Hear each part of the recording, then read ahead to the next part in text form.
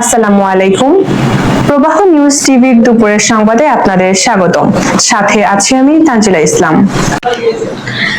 টাঙ্গাইলের মির্জাপুর থানার ওসি আব্দুল্লাহ আল মামুন ঘোষণা দিয়েছেন, মির্জাপুরে কোনো চাঁদাবাজির স্থান নেই। পরিবহন থেকে হাটবাজার সবখানে জিরো টলারেন্স নীতি। চাঁদাবাজদের সরাসরি জেল হাজতে পাঠানোর হুঁশিয়ারি দিয়েছেন তিনি। সামাজিক মাধ্যমে তার এই উদ্যোগ প্রশংসার ঝড় উঠেছে।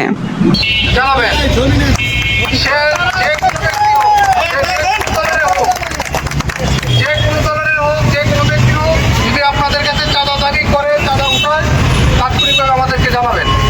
আজ থেকে আমরা এই মির্জাপুরবাসীকে চাঁদা মুক্ত করতে চাই এবং আমাদের মোবাইল নাম্বার দেওয়া আছে, আমাদেরকে তাৎক্ষণিক। ভালো থাকেন আপনারা। আজ থেকে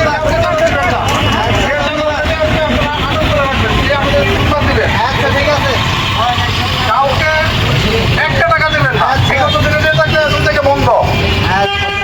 ঠিক আছে, ভালো থাকেন। ধন্যবাদ।